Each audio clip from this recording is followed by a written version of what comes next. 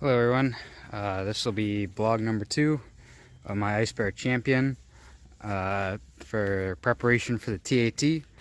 I have the bike completely packed up now, pretty much how it's going to look when I get on the trail, and I figured I'll just run through all my gear, kind of show you guys what I got, go into a little bit more detail than I did the last video, and let's get into it. So we'll start out with the contents of the front basket. This is pretty quick. I tried to keep this basket light because the steering started to get heavy once I had the rack and the basket on there. So starting out, we have an REI bug out bivvy. This is like a one-man kind of, I don't even want to call it a tent, but it has a waterproof floor and like a netted ceiling, I guess. And basically it's just to keep the bugs out. It's not going to keep any heat in, or it's not going to keep any like weather out. I got this because when it gets hot, I want to be breathable, and I really hate dealing with mosquitoes, so every form of sleeping I have in here has some sort of mosquito net. Next to it, I have my Thermarest Trail Scout. This is my sleeping pad. I used it, tried it out once, and it works really well. Kept me nice and warm at night. When I tried all this stuff, it got down to 26 degrees here in Michigan, and worked really well. I didn't get cold at all. I think the reason I also didn't get cold is because of my Mountain Hardwear sleeping bag. I'm not sure what model this is, but it's really good. It's a 15-degree bag. I think I got it for a pretty good deal on REI. So I really like it. As I said, it's a 15-degree bag, so if it gets cold, I won't have a problem. If it's warm, I just sleep on top of it. Next to it is my hammock, a Wise Owl hammock. I got it on Amazon. I think it was about 20 bucks. And a Wise Owl mosquito net. Both those together about 50 bucks combined. Haven't actually tried these out. I had my friend sleep in this one though, and he said it was really good. It has all the straps and everything in there, and as you can see, it's a really small package, so it works out really well. It actually surprised me that the mosquito net was actually a little bigger, but I like those, and they should be good. I don't think I'll be sleeping in a hammock every night, because sometimes, like when we get out west, we're not going to have trees and stuff in the desert, but when we're east and stuff and in the woods, we should be good. And then lastly, I have a Harbor Freight tarp. I think it's 7 foot by 9 foot, just because that didn't have a rain fly or weather protection or anything. If it starts raining at night, I got rain protection from the top, and that has a waterproof floor, so rain will just kind of go away. So I got protection on top and protection on bottom. Next up, I have this kind of little dash bag, I guess you call it, handlebar bag. And this is kind of just filled with little survival trinkets, I guess, mostly to start fires and heat stuff up. I have a Zippo lighter, 2 boxes of matches, Zippo fluid. This is something I got at the Army surplus store. It was like it's a trioxane ration, and I guess it's just stuff that's really easy to burn. It'll heat up really quickly. If it's too cold or too windy to start a fire, that stuff will do good. I also have some hand warmers, a life straw, which I've had for a while but I've never used, but I think it's cool. And this is actually some wax. Like, it's wax that you get at the orthodontist, like for when you have braces or something, like if they're too rough, you put that on there. And I don't know, it's like wax can be used as a good fire starter if it's ever wet or something, so it also can be used to waterproof stuff like small, like little matches or whatever. So I don't know, it's not very big, and I can only see it helping me, so I figured it'd just be something cool to keep in there. So next up is the the left side of my duffel bag, and here is just kind of basic home stuff. I have a can opener for can opening purposes, masks because we live in a pandemic era. This is like camping toilet paper, I guess. You know, I always figure safer than sorry, and you always kind of need, you know, tissue paper for stuff. But if I'm fixing the bike and I get greasy hands or something, then I have, you know, paper towels are really big to carry, so toilet paper is a good alternative. Plus, it has multiple uses. So next, I'm going to move to front pocket of my duffel. So in the front pocket we have more like personal hygiene stuff. I got my deodorant, wet wipes, which I hear are really important to bring. I got 2 things of dental floss, and I guess, you know, stuff from the dentist is really important because we already have that wax, but I don't know, dental floss, I feel like you could use it to, you know, to tie stuff up in an emergency or whatever, so good thing to have multiple uses. Got soap and dish soap, and I have some mosquito spray. And so that's the front pocket. So then in the right side of my duffel, I have these 2 things that hang off. This one is a towel, REI camping towel. It'll hang off the side so it'll dry off as it goes off in the wind. I might have to relocate it so it doesn't get dusty, or if it rains I'll probably put it in the duffel, but should be good for now. Then I also have my first aid kit on the side, just a nice, easy, accessible place. I have zip ties, because you can never have enough zip ties, bungee cords, and then I have some spare fuel line and some duct tape, or Gorilla tape, and some electrical tape. So we'll move on to the left saddlebag. I kind of touched this briefly in my last video, but I figured I'd go more in depth. So this is my kind of tire patch kit side. I got a lot of comments saying that I'm packing really heavy, and I think this is one of them. As you can see, I have 4 extra tubes. Those are all tubes, and the reason I pack so heavy, especially with my tools, which we'll get in a minute, but I don't know, I just don't trust these bikes at all. You know, I love it. I think it's a great bike. I think these are fun, but you know, they're based on an old design, and you know, bikes always have problems, especially little bikes when you're asking them to do so big of a trip.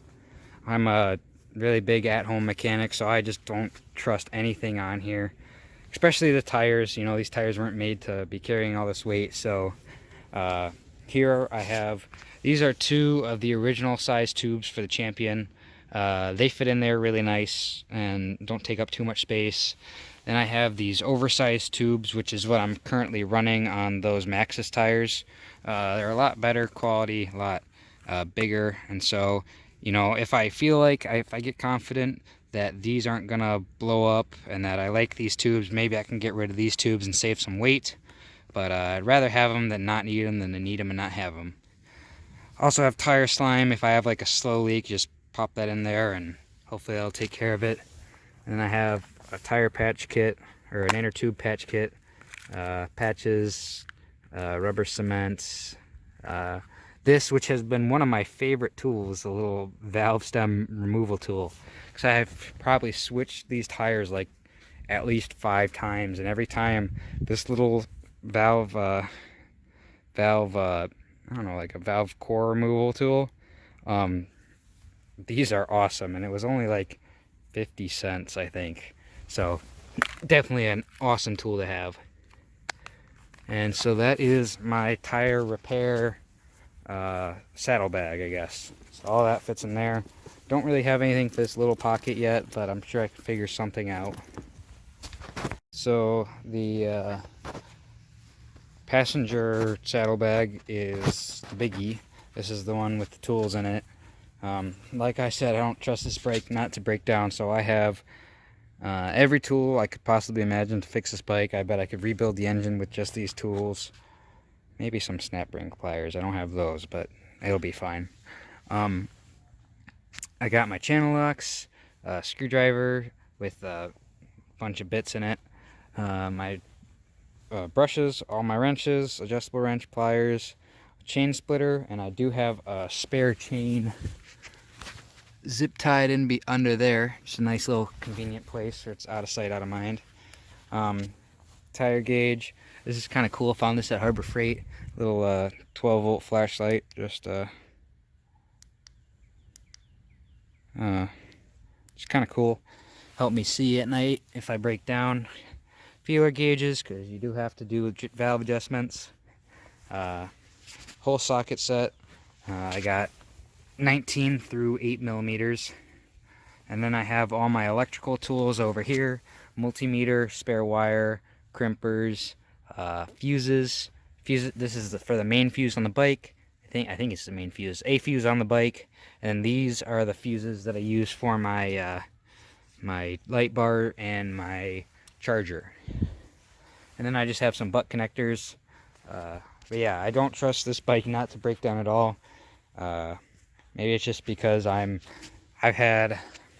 think this is like my, I don't know, 7th or 8th motorcycle, and I'm 20, and every single one has broken down on me because I like to buy old bikes. And this is my first new bike, so maybe it'll do a little bit better. But I never trust a bike not to break down. So those are all my tools. It's definitely heavy, but I think it's worth it. And then next up we have the rear basket. Not too much stuff in here. We got all my food. That should last me at least 3 days. That's kind of where I planned this bike around, was, you know, if I broke down or there was an emergency or whatever, I can go 3 days and be absolutely fine. So plenty of food in there. Probably pack less when I'm on the road. Have a bike pump in case the tires pop. Shovel for hole purposes. Filler neck for the jerry can, which comes off. I'll show you how that works in a second because I don't think I showed you in the last video. But MSR bottle and an MSR stove. The MSR stove actually runs off of the MSR fuel bottle, and they all run off the gasoline, same gas that's in the bike. So if I start running out of gas or something, I can just eat cold food and use the fuel for my bike rather than the stove. Gallon of water. I also plan on having some Gatorade bottles. Water is going to be really, really important because it is going to get pretty hot at some points, and I'm from the cold, and so I'm definitely going to need water to keep me going. And I have my fuel, or my food cooking kit, and there's actually something really cool I found at Kohl's that I want to show you. I'm so proud of finding this. Found this. Now this is like a kind of oriented towards, like, I don't know, partiers or whatever. It's called a porta pint, so it's like kind of for beer, but it's like that. And it's a cup. I didn't think I was going to be able to have a cup on this trip, but now I can.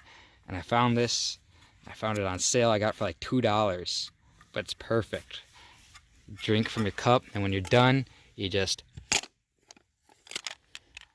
That's amazing. I love that. I tested it out. It doesn't leak or anything. It's great. So lastly is the main part of the duffel.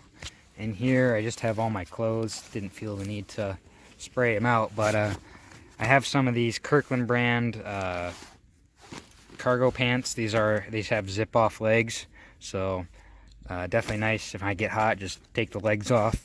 I don't really think I'll get, hopefully I won't burn my leg on that pipe, but if it's hot, I don't want to ride, you know, get overheated or whatever. And in the bottom there I have a neon rain suit, so if it starts raining I just throw that on. It covers my legs, covers my upper body, and works really well. Plus it's highly visible, so hopefully people will be able to see me better. And then I also have a notebook in there, just if I want to write stuff or draw stuff or whatever. And then in here, this is my solar panel. I really like this thing because it sits right on top of the duffel bag, really, really good. It just kind of clips into the straps with carabiners. And in here, I have all of my kind of chargers. I have a Samsung charger, a I don't know what charge, USB-C, whatever. Yeah, USB-C. Then micro USB for the micro USB charges this battery pack in case there's no sun or my bike's not running, because it runs off that charger on the bike. And then I have two micro USB cables because I'm pretty sure I'm going to be bringing my GoPro, which is going to charge off of that. And then I also have an emergency satellite GPS, which will charge off of that too. And so I like this. This is a Neck Tech solar charger, and so I really like it. Seems like a good product. I think it was like $50 on Amazon, so definitely a good buy, I think. So last thing before I go, I just kind of wanted to show you how my gas jerry can works. If my friend is out of fuel or something, we need to fill up his bike. Just turn your petcock to off, And then you come down here, I have a quick disconnect fitting. I think this thing was like 50 bucks on Amazon, so a lot for a fuel fitting, but I definitely think, you know, I can just go like this, and I have it zip tied in here now, so I might not pull the tank off, but that works really well. Hasn't leaked ever. And then to pull the tank off, I just have these pulls. These are just an eye bolt and some a washer and a lock nut, and then you just pull those up. The straps come off, and then that jerry can lifts up. And then you probably have to cut that zip tie. But yeah, so my buddy needs fuel, or we find somebody who's really desperate and they need fuel, can always give them a little bit, just as long as we make it to wherever we need to go. And that's gonna wrap up this video. We leave in 2 days. Today's Thursday. We leave Saturday morning at the crack of dawn. So you can see all my stuff here. It's definitely a lot, but I think I'm gonna need it all. If I don't need it, I can always dump it if it gets like too heavy or unbearable or whatever. But yeah, I think this is gonna be a good pack. Hopefully everything will go all right.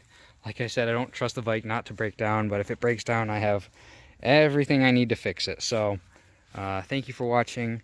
If you liked the video, definitely leave a like.